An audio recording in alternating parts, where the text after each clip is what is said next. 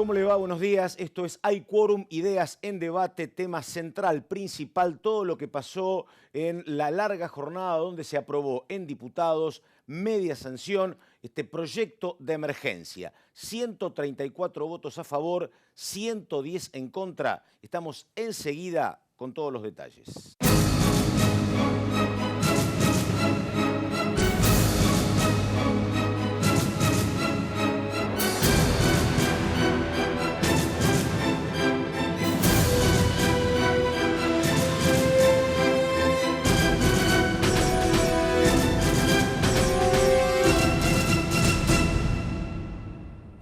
Bueno, estamos enseguida mirando las cuestiones económicas que tienen que ver con este paquete, con esta emergencia, 85 artículos. Lo debatimos con Aldo Abraham y con Hernán Lechter, pero en un ratito nada más. Antes estamos con ella, con Laura Serra, con Fernando Fracchelli, hablando de todo lo que pasó en la larga jornada, prácticamente 20 horas de debate para aprobar esta emergencia. Laura Serra, que de las 20 trabajó 21 horas. Bueno, Serra, ¿cómo le va? Acá ¿bien? estamos, todavía somnolienta. Señor Fracchelli. Muy bien. Bueno, a ver, primero, algunas cuestiones que uno estuvo viendo y participando. 20 horas, primero tuvieron que jurar, recordamos, los diputados ingresantes. Me parece que hubo una conducción tranquila, era el estreno de Sergio Massa. Hubo un cierre también tranquilo, uno estaba acostumbrado a cierres más vehementes por parte de Máximo Kirchner. No había dudas con los números, pero sí había dicho Massa que él suponía que iba a haber 140 votos. Uno decía 120 del bloque propio, más 20 reunidos entre los bloques de Buca y el bloque de los Ramones, de José Luis Ramón. Terminaron siendo 134. ¿Es poco? ¿Es un buen número? ¿Qué es, Serra, eso? A ver, yo creo que lo que ha logrado el oficialismo en su primera ley que ha mandado al Congreso es una victoria muy importante. Coincido. De un impacto político importantísimo. ¿Por qué? Porque Sí. en 3 días lograron debatir el proyecto y darle media sanción en diputados, pese a la envergadura del proyecto del cual se trata, ¿no? O sea, en 3 días sancionar semejante proyecto de ley y con una mayoría que no tiene el Frente de Todos per se. Recordemos que el Frente de Todos no tiene mayoría en la Cámara de Diputados, por lo tanto hay que atribuirles una importante victoria. Un detalle que me apuntaban, sí. 120 era el número teórico, pero desde el vamos quedaron 118, una diputada que no pudo asumir, y Jorge Sarguini que se fue al bloque de Balibuca. Así que te hacían falta por lo menos 11. Por lo menos 11, es decir, y tuviste 16 no tenían más. Una mayoría holgada, claro, como para derrochar votos. Sí. Por lo tanto, fue un esfuerzo y han superado el escollo, yo creo que airosamente. Ahora, yendo puntualmente al proyecto de ley en sí mismo, lo cierto es que es, según la oposición, un compendio de facultades delegadas al Poder Ejecutivo en exceso, superior inclusive a la del 2001. 11 facultades delegadas, muchas de ellas sin término, para el Poder Ejecutivo. ¿En qué materias? En materia tarifaria, en materia impositiva, en materia jubilatoria. Y sobre este punto hubo un pasaje en el recinto, en el debate en el recinto, que generó mucha confusión y tensión, que es cuando se excluye de la movilidad jubilatoria a los regímenes, se permanece dentro de la movilidad siguen teniendo movilidad. Los regímenes especiales, entre ellos, los funcionarios públicos, los jueces y los legisladores nacionales. Es decir... Bueno, hay gente que cobra toda la mínima, Laurita. Claro.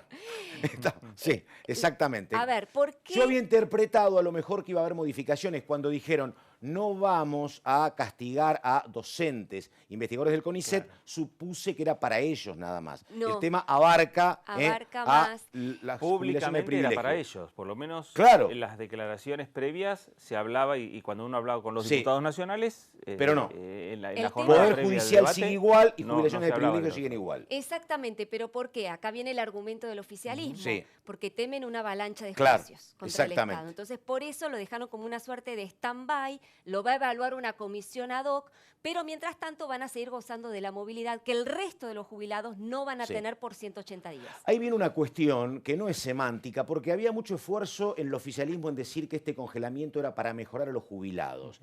Digo, si vos querés mejorar a los jubilados, dejá este modelo, 180 días, elabora otro y queda anulado cuando aparece la nueva ley. ¿Para qué vas a declarar la emergencia y suspender beneficios 6 meses? Me parece que la más sincera fue Mirta Tundis, que dijo, en verdad lo que pasa con el sistema jubilatorio es que está quebrado, no hay plata. Eso es lo que sucede. Decime eso, no que suspendés porque querés elaborar otro mejor, me parece. Como línea de argumentación, claro. Pero bueno. Hay 6 meses que quedan, claro. Por ahora en el aire. Sí. ¿No? Habrá donde que ver. dice que compensan, perdóname, con el bono, con 2 bonos y con mejoras para la compra de medicamentos. Y que va a haber además, que no es poca cosa, pero que que va a está haber margen además de la ley. un aumento por decreto por parte del Poder Ejecutivo Nacional, ¿no? Sí. Me parece que hay que ver si eso compensa finalmente lo que hubiese sido continuar con la movilidad durante estos 6 meses mientras se empalma con un nuevo proyecto de ley o una nueva Yo me atrevo a decir fórmula. que no, porque claro. si no, no lo hubieran hecho. Sí. Digo, lo que necesita el gobierno, y por eso impulsa este proyecto, este megaproyecto de emergencia, es recaudar 1,5 puntos del PBI. Claro. Para eso necesita, digamos, estas subas impositivas muy importantes, entre ellos el 30% a la compra de divisas, las retenciones, el tema de, bajar el costo de las jubilaciones. Ellos necesitan recaudar, porque lo dijo el propio ministro. Recaudar y tener un número claro de lo que van a gastar, porque era la crítica al modelo de Macri. No sabés cuándo terminás pagando y necesito un número muy concreto para negociar con los acreedores, efectivamente. Vos lo decís, necesitan, porque como no van claro. a emitir, lo dijo el propio ministro Guzmán, lo cierto es que necesitan recaudar dinero para encarar una negociación seria con el Fondo Monetario y los acreedores. Fraqueli, usted que estuvo en este tema, en este detalle, la rápida derogación del artículo 85, que le otorgaba un montón de facultades al Ejecutivo por sobre el Legislativo y que rápido entregó el Gobierno. ¿Era una cláusula para negociar, te parece? Me parece que era una cláusula para negociar porque igual quedan, y bien lo decía Laura, quedan varias facultades delegadas del Congreso al Poder Ejecutivo Nacional. En varios ítems, en varios temas que tienen que ver con las diferentes emergencias que se terminan declarando en este proyecto. Y también un dato interesante de lo que estaba señalando Laura y que estaba planteando cómo finalmente fue el resultado y el número importante que logró el oficialismo. Hoy hay una infografía interesante en el matutino La Nación, ¿qué dice? y donde habla del porcentaje de los votos que logró el Frente de Todos en la Cámara de Diputados de la Nación. Digo, pensando no en este proyecto que se aprobó hoy, sino pensando en las futuras leyes y de discusiones. El 52,1% de los diputados nacionales acompañaron al oficialismo en la Cámara de Diputados en el día de hoy. 52%. Es decir que es el 52, tiene más del 50% de voluntades Alberto Fernández para avanzar con cualquier proyecto de ley. El 42,8% lo rechazó. Y después hay otro porcentaje, el 4,7%, que son los ausentes y demás. Pero son números, me parece, porcentajes interesantes para pensar cuál es la estrategia de aquí en adelante del oficialismo, de Sergio Massa, de Máximo Kirchner, de acordar no solo que su bloque, la totalidad de su bloque estuvo sentado las 19 horas de debate en el Congreso Nacional, sino también la posibilidad de acordar y de sumar a diputados que responden al consenso federal o diputados que responden a diferentes partidos provinciales que están nucleados bajo el interbloque de José Luis Ramón. Enseguida estamos con Lecheter, estamos también enseguida con Aldo Abraham, pero ahora vamos a ver dos protagonistas muy importantes porque aportaron diputados a la votación. Uno es el mendocino José Luis Ramón en el recinto. A ver qué decía el diputado. Que la emergencia no puede ser solo de costo y rentabilidad de aquellos a los que se les concedió en la prestación de los servicios públicos del Estado, la salud o los servicios sociales como los servicios públicos a los que hablaba yo recién y hacía referencia. Necesitamos que una ley de emergencia prevea la protección de los intereses económicos del ciudadano común y que es motor de desarrollo de esta sociedad. Espero que en el transcurso del debate de hoy podamos resolver muchos de los puntos que hemos pedido al oficialismo que tenga en cuenta para que podamos nuestro bloque, de manera federal y de manera de respeto a esta parte de la sociedad, apoyar este proyecto que se está tratando hoy en la Cámara. Basta de arrogarse el porcentaje de representación correlacionado con los votos que sacaron y definitivamente intentemos mirar la perspectiva de este Congreso y de expresar la representación del 100% de los argentinos. Solo de esa forma empezaremos a tener mejores leyes. Muchísimas gracias, señor presidente. Bueno, hubo tonos moderados, particularmente lo escuché hace un rato a el diputado Facundo Suárez Lastra, repito, Tundis, pero me parece, no sé qué van a decir Fernando y también Laura, pero había muy escaso nivel de autocrítica, ¿no? Uno hablaba y escuchaba a la gente de Cambiemos, parecía que no había pasado nada en estos últimos 4 años y tampoco había demasiado cuestionamiento en la gente del Frente de Todos. Pero ahora tenemos más testimonios de lo que está pasando en esta jornada larga que terminó, repetimos, cerca de las 11 de la mañana. A ver, el turno de Mario Raúl Negri, el jefe del interbloque de la oposición. Yo soy escéptico y les digo una cosa, asumiendo todos los errores del pasado, yo no creo que nada vuelva para ser peor. Creo que todos los que vuelven pueden ser mejor. Ahora, perdónenme, tengo un temor, que vuelvan pensando que pueden ser lo mismo que el 2015. Y eso es imposible. No hay un mundo igual al 2015. No hay yuyo a $600 como en el 2015. No hay tolerancia social para juntar tanta discrecionalidad como en el 2015. Es absolutamente imposible. Es más, el resultado electoral de buena fe les ha hecho pensar que ganaron, pero además con el 60% y que eso les da mayoría absoluta. No, ganaron legítimamente, ojalá le vaya bien al país, para que le vaya bien al gobierno y que después compitamos. Pero no confundan, no hay prepotencia, ni mayoría absoluta, ni concentración de poder. Nos podrán ganar a nosotros, pero no van a poder detener a la sociedad. Nada más, presidente. Bueno, estamos con Laura Serra, con Fernando Fraquelli y lo dicho, con 2 economistas, Hernán Lechter, y estamos también con Aldo Abraham. Hernán, ¿cómo te va? Bien, muy bien. Bien, bueno. A ver, Hernán, primera pregunta. Yo decía, me parece que la designación de Martín Guzmán sigue sorprendiendo. Era un hombre que no estaba en la lista del Círculo Rojo, discípulo de un economista muy particular en los Estados Unidos, de Stiglitz, no se lo conocía demasiado.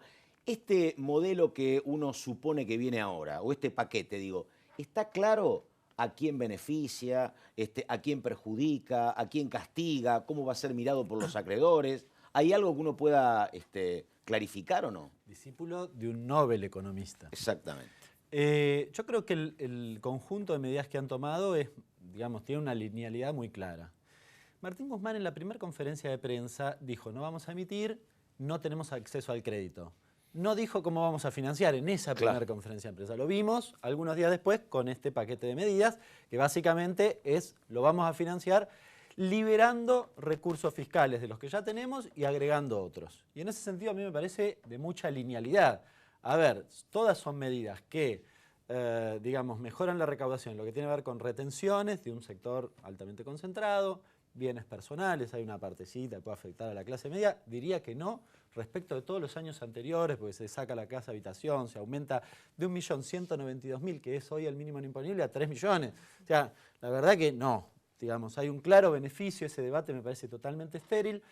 La cuestión de las contribuciones patronales, que se suspende el aumento.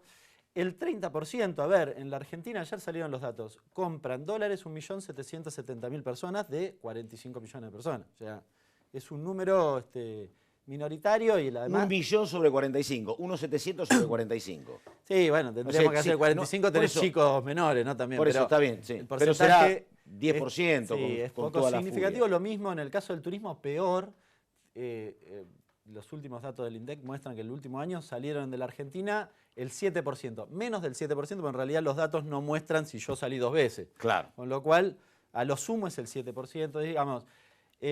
Todo lo que tiene que ver con recaudación y un asterisco que todavía no, que en la ley está muy genérico, pero que me parece que es quizás la apuesta central del gobierno, que es la discusión de los intereses de deuda, que están en el orden del 20% a 21%, me fijé hace un ratito, 21%, son unos 80.000 millones por cada punto, con lo cual si liberás 5 puntos, los pateás para adelante, los renegociás o lo que sea, tenés 400.000 millones de pesos. No es poco. Sí. Recién hablaban de la cuestión de las jubilaciones. Yo digo, ajuste todavía no hubo. Habrá en marzo si en todo caso el decreto está por debajo de lo previsto en lo que estimaba la ley. Hay varias discusiones legales, yo no soy un experto en ello, sí, pero con conocimiento de causa de las cuestiones previsionales, digo, hay que pensarlo bien eso. Pero al margen de eso, en la cuestión económica, todavía no tuviste ajuste, y yo creo, lo digo porque creo que está atado en parte a la renegociación de lo que vos puedas liberar. Entonces, anunciar ahora que querés aumentar 5, 10, 14, y es difícil si vos tenés todavía esa negociación en el medio, no es menos cierto que como no dijiste nada, todo podemos decir, él dice 5, yo digo 8, el otro dice 23, y cualquiera puede tener sus razones. A mí me parece que en virtud de lo que planteó el propio Guzmán en la conferencia de prensa originaria también, no le veo vocación al gobierno de justamente hacer un ajuste con los jubilados, porque además en términos macroeconómicos sería una gran ingenuidad. Debajo de 100.000 pesos tenés el 99% de los jubilados. Claro. Bien, no hay grandes jubilaciones. O sea, 99. Ahí están algunas jubilaciones de privilegio y las jubilaciones de la justicia. No, me corrijo. A ver. Ese es el dato de las jubilaciones normales. Por está, fuera de claro. eso, pero tampoco es tan significativo. Digamos, lo que quedó afuera es relativamente poco significativo. Es simbólicamente significativo, pero en términos de plata no es tan... A ver, lo que quiero decir es que debajo de 100.000 pesos tenés todos los jubilados, no tiene la persona, el jubilado... Y el 75, perdóname, de esos, el 75 cobra 14.000 pesos. El número que me daban hoy, ¿no? 75 de la están mínima, con la mínima, me decían. Lo de la mínima son el 50%, lo que pasa es que con la reparación histórica tuviste varios que salieron, pero muy poquitito, debajo de 19.000 pesos, que es lo que plantean, tenés básicamente el 60%. Claro. Bueno, y Abraham, a ver, el Libertad y Progreso, usted supongo debe coincidir con todo este modelo de Guzmán, ¿o no? No, la verdad es que hasta ahora del modelo de Guzmán hemos visto algunas cosas que son interesantes porque se basan fundamentalmente en el discurso de entender que no se puede gastar más en crédito, por eso digo, entender que no se puede estar dándole a la maquinita para financiar el gasto en un momento que se está cayendo la demanda de pesos a pedazos porque vamos a echarle combustible al incendio, pero después vos ves este paquete que se mandó al Congreso y que la verdad de novedoso no tiene nada, ¿sí? Porque nuevamente en la Argentina lo que se está haciendo es cierto, hay un sector muy vulnerable con esta crisis al que hay que atender, pero que son se 40% lo termina, de pobres. Sería, toda la gente que sí. ha quedado vulnerable, incluso algunos sectores productivos a los que también se pretende atender. ¿Y cómo se los va a atender? Nuevamente haciéndole hacer el ajuste al sector privado productivo, ¿sí? Cobrándole un montón de impuestos, exprimiéndolo más, cuando, si uno mira para atrás, y esto de vuelta no es la primera vez que pasa, el que genera todo estas crisis y obviamente estas emergencias y estos sectores vulnerables es el exceso de gasto que venimos teniendo en el Estado, que es el que debería hacer el ajuste. O sea, lo que se debió haber hecho es reasignar en todo caso partidas dentro del Estado para atender a los sectores vulnerables, porque claramente el gobierno anterior mantuvo los excesos de gasto que heredó en 2015 gasto es el personal, y llegamos a una crisis. Pero fíjate que esta es la historia de la Argentina. Vamos de crisis en crisis simplemente por tratar de sostener un gasto público que no podemos pagar. Laurita. Ahora, el tema es que, según dice el oficialismo, buena parte de ese gasto va a jubilaciones y planes sociales, digamos, creo que es entre el 60 y el 70%, con lo cual el margen para reducir el gasto público es poco. ¿no? Y por eso es que de alguna manera lo que se pretende es mantener a la, digamos, con beneficios a los sectores más vulnerables. Es lo que dice, digamos, el espíritu del proyecto de ley que envió al Congreso y lo que dicen. Bueno, y era el discurso también, era el discurso también de Cambiemos. Pero fíjate también. que una cosa es que vos a la gente que le estás pidiendo que sea solidaria, ¿no? Sí. Le digas, mira, yo te voy a pedir a vos 9 de 10 y yo voy a poner 1, y no como suele pasar en la Argentina, en que los 10 lo tiene que poner justamente el sector privado productivo, porque los incentivos que está generando a futuro para el crecimiento son justamente negativos, ¿no? Porque si vos cada vez que haces que el país entre en crisis por sostener un Estado que nunca reducís, porque ese es el problema, porque si vos me decís, mira, yo te pido a vos que hagas el esfuerzo, pero resulta que voy a reducir el Estado en el tiempo, con eso voy a poder bajar de vuelta los impuestos y voy a hacer todas las reformas estructurales que hay que hacer para que justamente nuestro sector productivo sea cada vez más eficiente. Y yo voy a decir, bueno, juego con estas reglas de juego, apuesto a la Argentina, hago el esfuerzo porque sé que el día de mañana voy a estar mejor. La historia argentina lo que te demuestra es que hoy te pide un esfuerzo y mañana te van a pedir un esfuerzo más grande y después te van a pedir otro esfuerzo más grande y siempre sos el jamón del sándwich. Bueno, le quiero preguntar a Hernán por lo que está diciendo Abraham, si coincide o no coincide, ¿no? No, los datos muestran otra cosa. Yo les invito a que revisen los datos del INDEC. Por ejemplo, ¿qué pasó en estos 4 años? El ajuste, paradójicamente, hubo beneficios a estos sectores, porque la verdad que ninguna de las medidas es demasiado novedosa. Estás retrotrayendo medidas que tomó Cambiemos a la inversa. Y es más, en el caso de las retenciones, por ejemplo, solo a septiembre del 18, años luz de 2015, años luz. Sin embargo, la quita de retenciones significó, datos oficiales del INDEC, 2015-2019 un aumento de la rentabilidad del 607% en lo que tiene que ver con cultivos agrícolas. 607%. Ninguna, ni los salarios, ni la jubilación, nada aumentó en esos niveles. ¿Mejoraron la producción? No. Nuevamente, los datos oficiales muestran que en 2019, en 2018, con la sequía, si producías 100 unidades, produjiste 70. En 2019 recuperaste y llegaste a 97, o sea, 3% menos que en 2015. En ningún año superaste la producción, en ninguno. Porque cuando te preguntan, dicen, no, cosecha récord de un cultivo en detrimento del otro. Mentira, cuando sumás todo, no tuviste ninguna cosecha récord, ninguna superada en 2015. Ninguna, nada. Los datos oficiales lo dicen, no lo invento yo, datos oficiales del INDEC de Cambiemos. Y no generaron empleo. 1.000 puestos de trabajo menos en un sector que además genera 330.000 de 6,5 millones de empleos registrados. O sea, no mueve el amperímetro, pero generó menos 1.000. Con lo cual, ¿cuál fue el objetivo de mejorar la rentabilidad? Y es falso que cuando vos mejorás la rentabilidad del sector, entonces se genera una inversión, se genera empleo, hay todo un proceso que, digamos, beneficia al conjunto de la sociedad. Es mentira. Esa plata se fue a otro lado.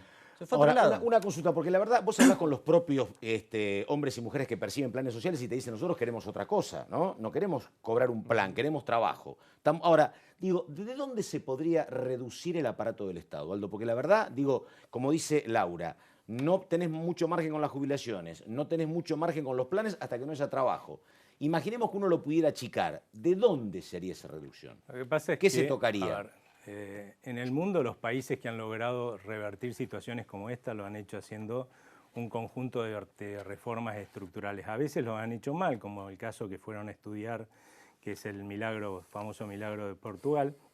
Porque ¿qué es lo que hicieron mal? Bueno, primero hicieron un ajuste, a mi juicio, mal diseñado en términos del Estado, porque claramente implicó echar a un montón de gente a la calle de movida, y eso no es necesario. Acá no se sostiene. ¿Sí? Portugal es un país más chico, debe tener 8 millones de habitantes, más o menos. Efectivamente. Sí. Con lo cual nosotros lo que hemos hecho es justamente hacer todo un estudio para diseñar en base a la legislación vigente, porque está disponible en la Ley de Empleo Público, que si uno rediseña y redefine el Estado, achicándolo para que cumpla con los roles que tiene que cumplir y nada más, y esté en función de los ciudadanos y no como lugar donde empleamos gente que no tiene trabajo o que trabaja para la política, lo que vos definís en definitiva es que mucha gente se queda sin un cargo.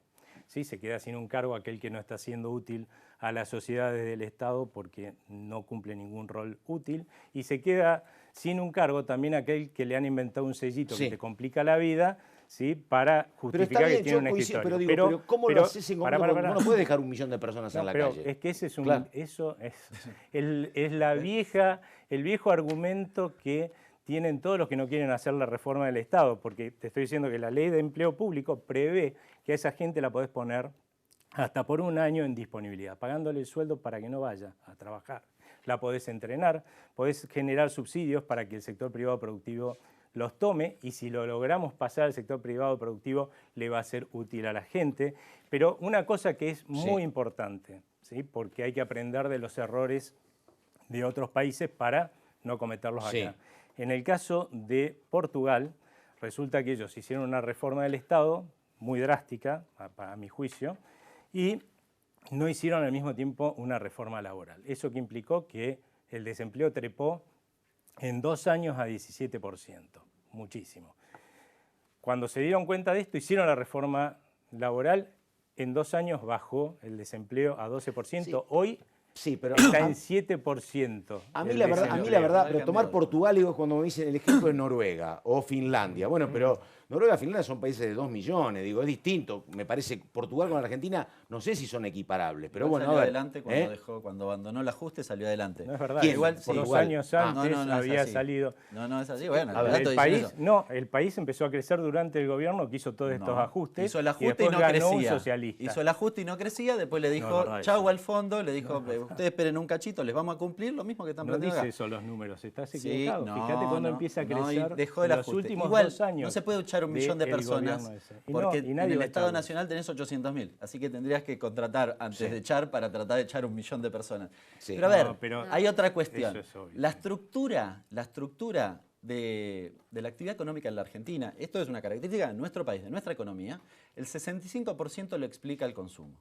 Con lo cual, hay un falso debate esto de que el ajuste te resuelve alguna cuestión. Porque en realidad, cuando Alberto Fernández dice nosotros vamos a ponerle plata en el bolsillo a los trabajadores, a los argentinos medios, al que tiene menos plata, ¿qué está diciendo? Está diciendo, si vos tenés 14.000 pesos, por ejemplo, una jubilación, si yo te doy 5.000 más, ¿qué vas a hacer? Lo vas a ir a gastar. Consumo. Con lo cual reactivas la economía. Detrás de eso hay un empleo, detrás de eso hay alguien que produce, detrás de eso hay alguien que vende. Bueno, y además lo recuperas en términos impositivos. Entonces, es la teoría, perdóname, de Oliveto en La Nación, que dice que ahora la reactivación debe venir desde abajo para arriba y no del derrame. Pero además fue la teoría que esgrimió, o fue, digamos, la política económica de Cristina Kirchner, reactivar el mercado interno, cerrarnos, hacernos una economía más cerrada al mundo, fomentar el mercado interno, y terminamos también con un nivel de desempleo y de pobreza importante. Si yo les saco a ustedes, esperen, si yo les saco a ustedes para que gastemos nosotros dos, ¿el conjunto de la demanda de esta habitación es mayor? No, ustedes van a dejar de gastar lo que pase a gastar yo con Hernán. O sea que claramente lo que pasa es que si no vos sos es rico, verdad. Si vos sos rico, ellos lo van a gastar a vos acá y vos lo vas a poner afuera. Esa es la verdadera explicación. Lo que va a pasar, es lo que tiene que pasar. O sea, cuando le sacamos a Cargill, lo estamos poniendo acá. ¿Está bien? Esta es la diferencia. No, cuando vos tendrías que reivindicar esa política. Cuando vos le sacás a alguien, ese deja de gastar. Claro, pero Cargill no está gastando acá. Lo que estás y los jubilados sí. A ver, los señores productores del campo no gastan acá. Bueno, entonces me das la razón. No, es que sí gastan acá. No, lo único que estás haciendo es cambiar la composición de la demanda. Ahora van a gastar más los sectores vulnerables que vos considerás que lo necesitan. Acá. No hables de Cargill, porque el Cargill es una comercializadora. Pero Aldo, pregunta. Pero es la que paga las retenciones. Perdón, Aldo. No es verdad eso. La paga el señor productor del campo. No la paga el señor productor. Y el señor productor ahora... El precio de los granos es internacional. El señor Cargill agarra y dice, este es el precio de los granos afuera, acá me van a cobrar una retención. Y al señor productor le paga el precio internacional menos la retención. Que vos segmentes o que sea, es lo que acaba de proponer acabas el de gobierno. hacer es hacer que ese señor gaste menos. Pero Aldo, también vos podrás decir, hoy lo necesita más el señor vulnerable que el señor que tiene un campo, pero no me digas que aumenta el gasto. Pero perdóname, una cuestión numérica, perdóname.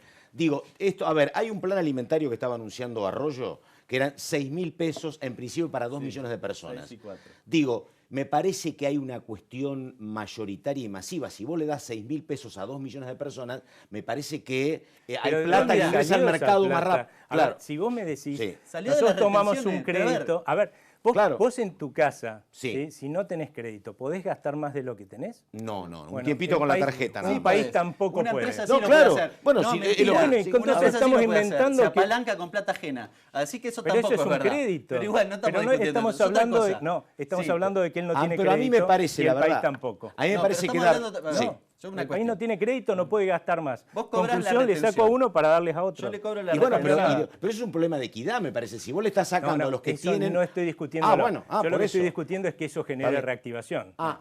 Claramente no, porque la demanda no aumenta. ¿Cuál es el espíritu, por ejemplo, del aumento de los derechos de exportación? Yo le cobro a Cargill, ¿sí? Sí. Él dice, no, Cargill le paga... pero déjame terminar. Vos hablaste y lo explicaste como quisiste. Bueno, pues Cargill le paga un determinado precio que incluye la retención a el productor. Perfecto. Hay que devolvérselo al productor. Pero yo no le puedo bajar la alícuota a Cargill, porque Cargill no me garantiza que se lo devuelva. Con lo cual, eso se hace vía devoluciones, que es lo que se acaba de votar. Y eso, sí, pero no queda muy claro la ley, ¿eh?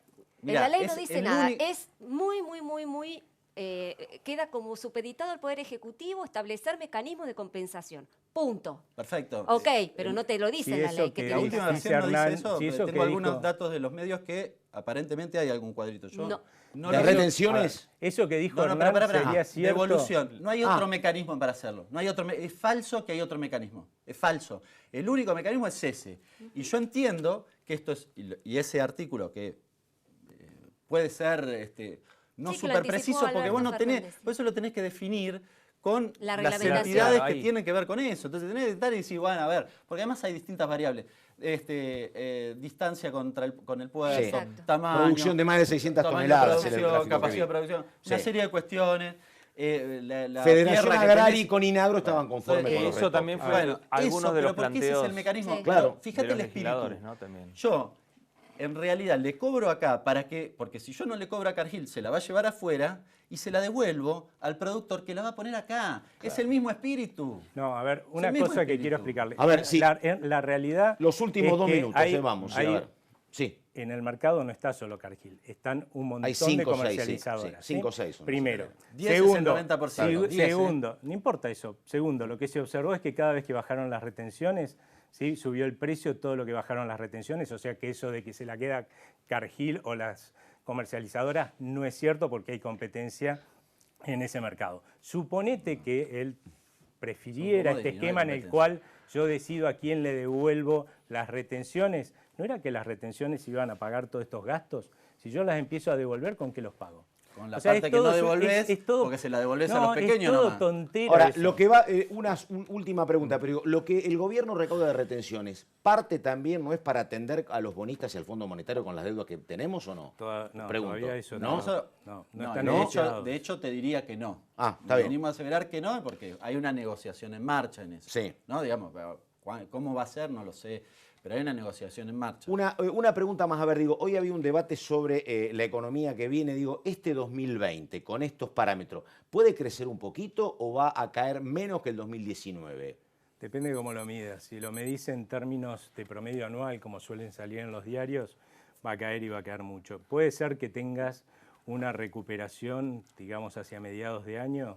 Puede ser, pero yo creo que va a ser corta, ¿no? ¿Vos, Hernán, qué decís? ¿Lo mismo? Efectivamente, los primeros meses, por el efecto de cómo venís, es difícil que tengas una reactivación rápida.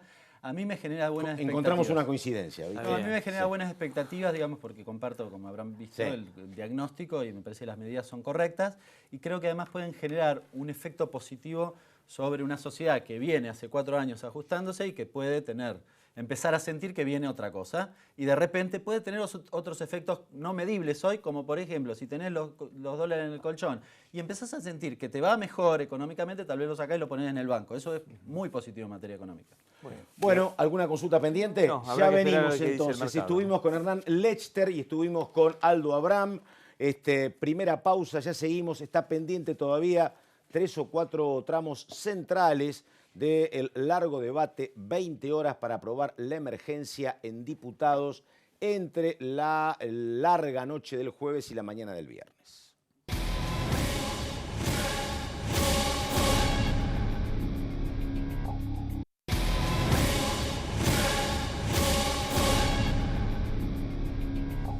Bueno, segunda parte, yo coincido con lo que decía hoy más temprano Laura Serra, la verdad que después uno comienza el análisis puntual, pero esencialmente y como título es una victoria parlamentaria muy importante porque es la primera de Alberto Fernández, es un paquete de 85 artículos, así que bueno, votó la emergencia 134 a 110, así que es el tema central, lo tratamos enseguida con Raúl Timerman.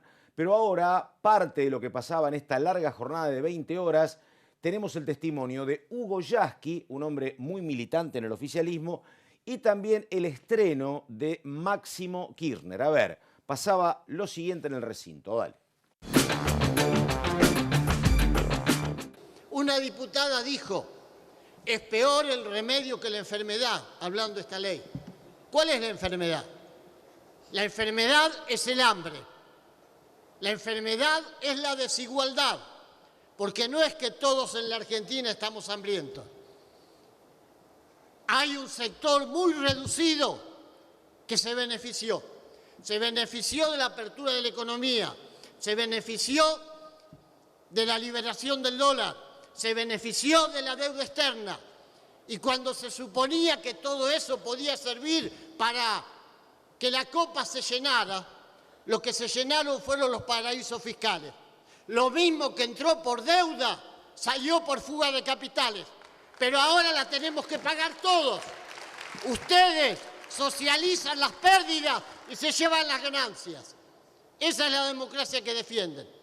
Y nosotros apoyamos esta ley porque queremos que en este país, como lo dijo el empresario PYME, como lo dijimos hoy en la reunión que tuvimos, todas las centrales sindicales, con el ministro de Economía, queremos que en este país empiece a haber trabajo y producción.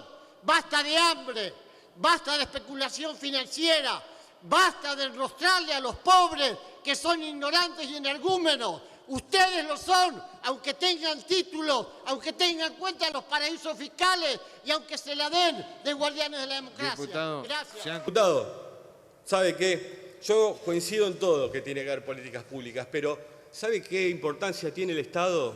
Lo decía un ex canciller. El océano. Si el Estado no está, digamos, todo libre, nada le prohíbe al krill comerse a la ballena. Pero es siempre la ballena que se coma el krill. Y el Estado tiene que estar siempre para regular las fuerzas económicas, sociales y de convivencia entre los más fuertes y los más débiles. Ese tiene que ser el primer acuerdo para que no vuelvan estas políticas que desprotegieron a las argentinas, a los argentinos y los endeudaron por años. Muchísimas gracias, señor presidente. Bueno, primero Hugo Yasky, recordamos cuando esto se debatía en comisión, fue elogiada la vehemencia y la facilidad de palabra, dijo Matías Culfas, del maestro Hugo Yasky. Bueno, estamos con el señor Fernando Fraquelli, estamos con Laura Serra. ¿Alguna particularidad? Digo, el número 134-110, ¿a vos te sorprendió o eres el que esperabas, Fraquelli? No, es lo que se venía hablando, que se venía trabajando. Algunos decían que podía llegar a ser un número más amplio. Hay que tener en cuenta que hay un par de diputados del Frente de Todos que todavía no se han incorporado, que están ahí, hay que resolver.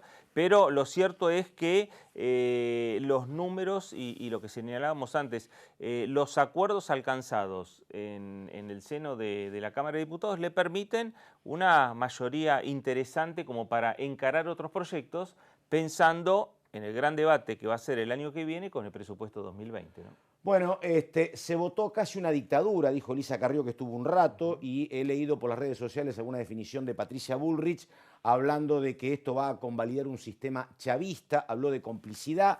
Vos que sabés esas cosas, Serra, ¿cómo está la convivencia de, por ejemplo, esta línea dura, si querés, Patricia Bullrich, con sectores del radicalismo que tienen un discurso más tranqui? Hay gente vinculada a Emilio Monzó, por ejemplo, que estrenó consultora. Digo, yo lo vi en un tono muy moderado a el recientemente y feliz casado Facundo Suárez Lastra.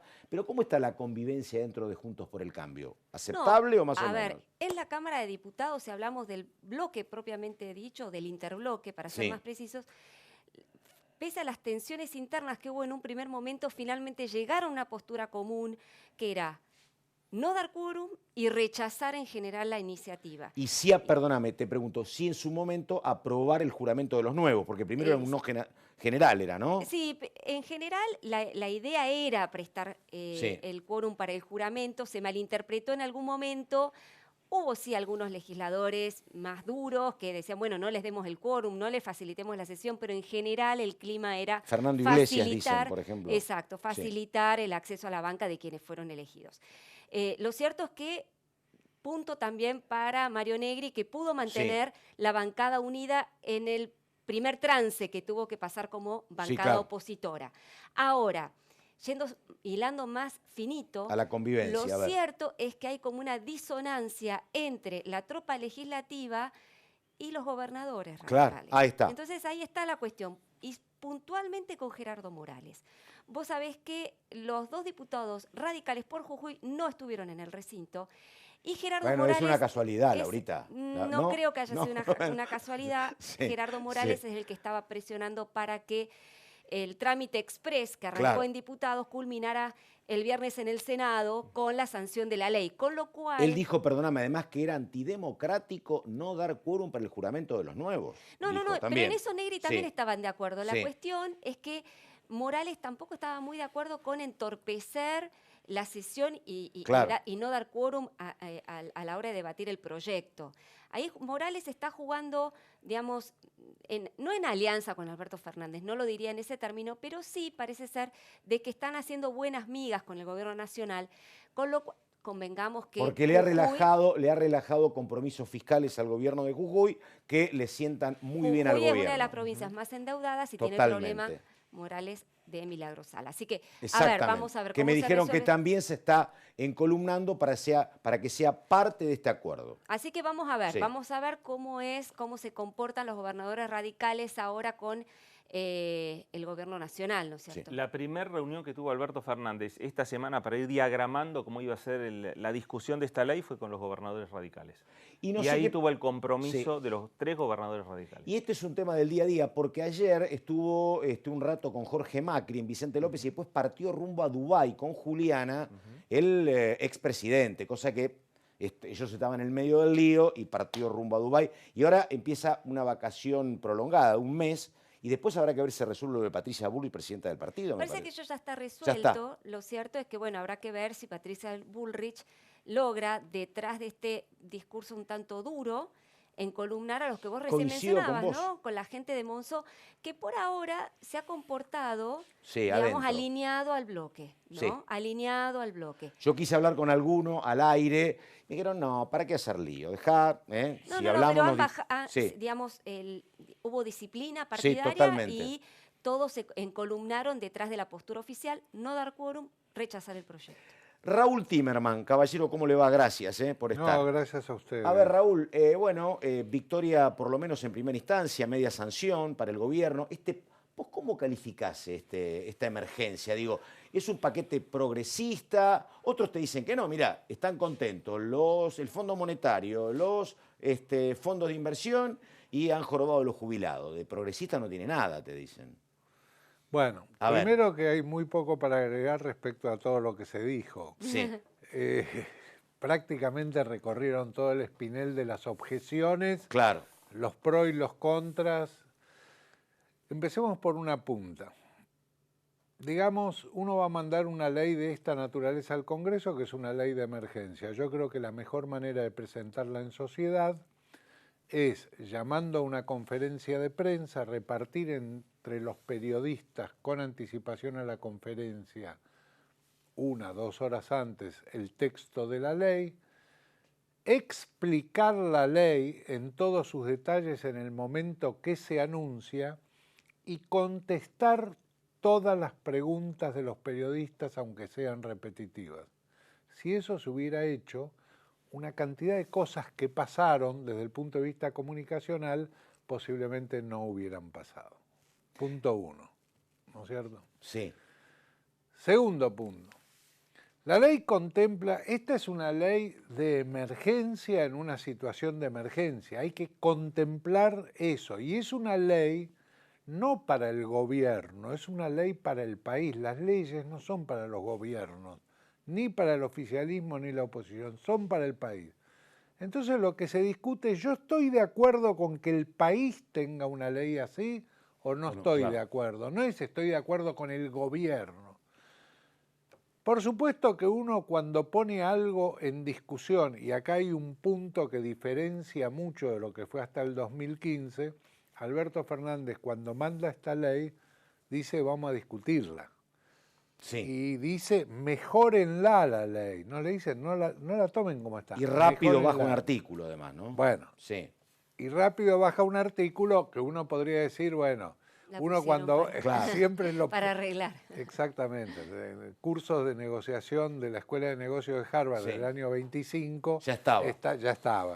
Ese artículo ya estaba puesto ahí para ser retirado, digamos. ¿No? Ya lo tenemos que jubilar. Pero no importa, entonces, bueno, así es la política, digamos. Sí. De eso se trata la política. Yo creo que la ley, en términos generales, lo que hace es poner a la nación argentina en mejor situación para tratar de conseguir un acuerdo con el fondo para llevar los vencimientos que empiezan en abril, hasta marzo se van a cumplir, que empiezan en abril, patear los 2 años. Claro. Si eso se logra, se habrá dado un paso adelante increíble porque tenés 2 años de aire. De gracia, sí. Digamos, para poder trabajar y empezar a enderezar las cosas. La ley es por 180 días. Sí. Es la movilidad. Sí, la movilidad judicial. El tema de la movilidad, porque la ley dura 1 año. Está bien, el tema de la movilidad. De la movilidad, digamos, hay un déficit en el sistema, hay que salir de ese déficit. Para salir de ese déficit se pueden generar muchas cosas. La ley no dice que no se va a aumentar, dice que se va a hacer por decreto y se abandona el actual sistema. Mejora mucho la situación, por lo menos los 2 primeros meses, de los que no llegan a 19.000 pesos. Sí. Todos los que no llegan, los mejoran.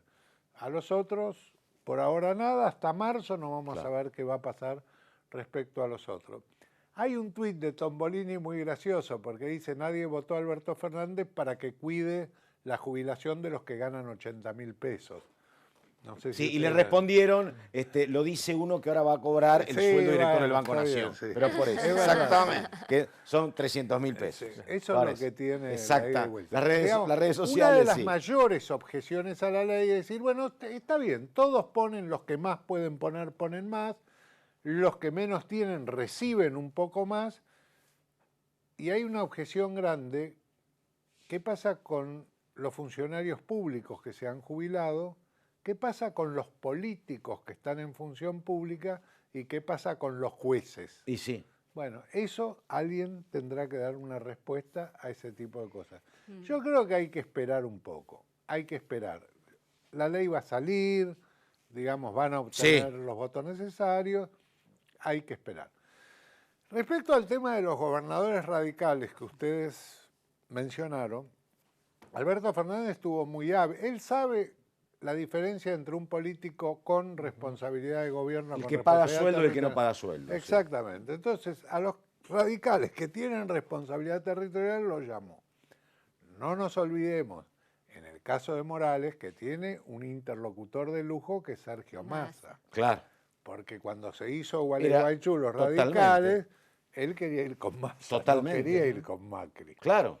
Y eso quedó, y a Massa le fue muy bien en las elecciones. Perdóname, también tenían buen vínculo con Macri, los gobernadores peronistas, acordate de Bordet, ¿no? Sí. Es cierto, lo que pagan sueldos... El vicegobernador de Morales, Jaque, es un peronista. Es un hombre peronista de Massa. Sí, claro. Los que mejor vínculo tuvieron con Macri, digamos que no quedaron muy favorecidos en la actual conformación del Ejecutivo. Claro, sí. Yo le prestaría atención y si fuera periodista trataría de averiguar qué pasó en esa reunión del 17 de octubre en La Pampa entre Rodríguez A, Gildo Infran, Berna, Silioto, Cristina y Alberto. Esa reunión fue importante. Y fíjense qué es lo que pasa ahora en el Ejecutivo y se dan cuenta que esa reunión fue importante. En cuanto al reparto de... En cuanto a cómo va a ser el gobierno, pienso yo no tengo información. Ahora, Raúl... Después de esta ley, y sobre todo más allá del contenido de la ley, sino cómo se sancionó la ley. En 3 días, sin tener mayoría, el oficialismo, con apoyos ajenos, digamos, una ley de una envergadura política, económica y muy importante. Digo, ¿cómo queda Fernández parado como presidente? Porque hasta ahora lo hemos visto, a ver, pulseando a ver quién tiene poder, quién tiene más poder, si él o Cristina Kirchner. Esto lo fortalece, decís vos. Claro, a ver, le preguntás si lo fortalece. Si estamos empezando a ver a un presidente empoderado, ¿no? Frente a, digamos, en relación a sus aliados internos. Sí, yo creo que sí. No nos olvidemos cómo empezó todo esto. Empezó con Cristina diciéndole a Alberto, vos tenés que ser candidato a presidente. Sí. Alberto, que logra conformar una coalición electoral. Sí. Esa coalición electoral gana las elecciones. Deja de ser electoral y hay que formar la coalición de gobierno. Y bueno, y hay distintos sectores, se desarrollan todas las tensiones, se negocia, empieza a funcionar la política. No nos olvidemos que no se pudo confirmar el gabinete, especialmente en la parte económica, hasta el viernes 6, claro, durante esa semana, y el 10 asumió el gobierno. No nos olvidemos que hoy hace 10 días que el gobierno asumió. Por eso. Digamos, y ya parece que fuera un montón, digamos. Es una situación de emergencia y esta ley es de emergencia y el modo en que se presentó y se precipitaron las cosas es de emergencia, una operación de salvataje. Digamos, lo que hay que ver es el resultado de esto. Si el resultado de esto no es el esperado, le va a caer toda la furia de la sociedad encima. Claro. ¿Te das cuenta? Se juega una carta bravísima. Sí. Era fundamental, Raúl, pasar esta ley, digamos, sin sobresaltos por el Congreso para el gobierno. Sí, claro. Sí, claro. Sí, claro. Sí, si esta ley es rechazada, acordate lo que le pasó con la reforma laboral a Raúl Alfonsín. Sí. Digamos, y vos lo primero que mandás fuerte, te lo rechazan, quedás muy debilitado. Aparte que señalar un dato, sí. El bloque del Frente de Todos en diputados mantuvo una disciplina impresionante. No hubo un ausente del Frente de Todos. No, totalmente, claro. Es decir, cuando el peronismo, los 118 cuando estuvieron. los peronistas saben que tienen que gobernar, que tienen el poder y que tienen que sacar las herramientas para gobernar, son todos soldaditos y disciplinados. No faltó nadie. Y lo mismo sucedió en la provincia de Buenos Aires. También. En la provincia de Buenos Aires, si acá es un trámite rápido y que en 3 días se sancionó, se discutió y se sancionó, en la provincia de Buenos Aires, entre la noche, la tarde de ayer y la madrugada de hoy, se aprobó la reforma tanto en el Senado provincial como en la Cámara de Diputados de la provincia. Ahora, Raúl, a mí me llamaba la atención esta semana, yo creo que él está cómodo, conoce cuáles son los factores de poder y está cómodo hablando con todos y es un enorme seductor. Esta semana Alberto Fernández estuvo con los 3 gobernadores acordando las cuestiones que contaba Laura. Estuvo con la cúpula de la Iglesia en medio del enorme lío de la interrupción voluntaria del embarazo. Estuvo con Mañeto en AEA, que no es poco, y estuvo con la CGT. Digo, sabe por dónde pasa el poder, sabe lo que son los factores y trata, porque vos hablás con ellos después y a todos les cayó bien. Sí. Es el punto de partida, no te resuelven cómodos. exactamente. Estamos en una situación en la y que él está cómodo. Alberto ¿viste? está cómodo como presidente, Mauricio Macri está cómodo como expresidente. Están todos cómodos en este momento y se sienten bien en ese rol y se sienten tranquilos. Mauricio dijo, Patricia, vos hacete cargo del PRO, yo me voy a ver una Yo no sé cómo le va a resultar, pero él lo escuchaba a Coto, contentísimo con Fernández, y vos decías, el mismo Coto que antes Kirchner le decía, yo los conozco, le decía, ¿no? Yo te conozco bien. O un Alfonsín que se sentía incómodo con la CGT o con los militares. Alberto parece que navega con comodidad, pero bueno, ya llegarán los choques después, ¿no? Yo lo escuché a Alberto el día martes a la mañana, creo que fue en la sede de Mata. Sí, ahí tenés. Se presentó la cadena automotriz, se pusieron todos de acuerdo. Sí. Sindicatos como el de Piñanelli, con las terminales automotrices japonesas, americanas, europeas, todo de acuerdo para una ley estratégica para la industria automotriz, hacerla competitiva, quintuplicar la producción, etcétera, etcétera. Habla Alberto Fernández. Te digo, cuando entra Piñanelli, Esmata tiene un himno a Piñanelli, digamos, se pararon todos a cantar el himno. Lo recibieron, digamos, con mucha más euforia que Alberto. habla Alberto, y Alberto, cuando hace referencia a alguien de la política, dice, como decía Raúl Alfonsín, respecto a la ética de la solidaridad. Claro. ¿Y hubo aplausos? Total. Yo creo que Alberto, por supuesto que está en un momento de gracia, digamos, totalmente. Que un presidente tiene, pero lo está manejando muy bien. Él se siente cómodo, está tranquilo. Ahora vienen las vacaciones. Bueno, los que viajan al extranjero saben que le va a costar un poquito más caro, pero... pequeño agregado, hablando de ganadores y perdedores, bueno, los medicamentos solo se redujeron un 8%, todo el mundo te dice que esperaban una rebaja más grande, ¿no? Eso es, los laboratorios... Los medicamentos aumentaron durante el año 100%. 100 y pico por ciento, exactamente. Bajaron el 8%, aumentaron por eso 92, te digo. Digamos. Sí. Los laboratorios nunca pierden en la Argentina. Punto 1. Ahí estamos. Raúl Timerman, muchísimas gracias, caballero. No, gracias a usted, es un placer. Señor Fernando Fraquelli. Un gusto también. Señora, puede ir a descansar, Laura Serra. Dale. Y nosotros terminamos, es el último programa del año, empezamos en vacaciones, en receso, así que por nuestra parte nada más. Muchas gracias y bueno, habrá que ver si nos estamos reencontrando en algún momento del 2020. Muchas gracias y hasta cualquier momento.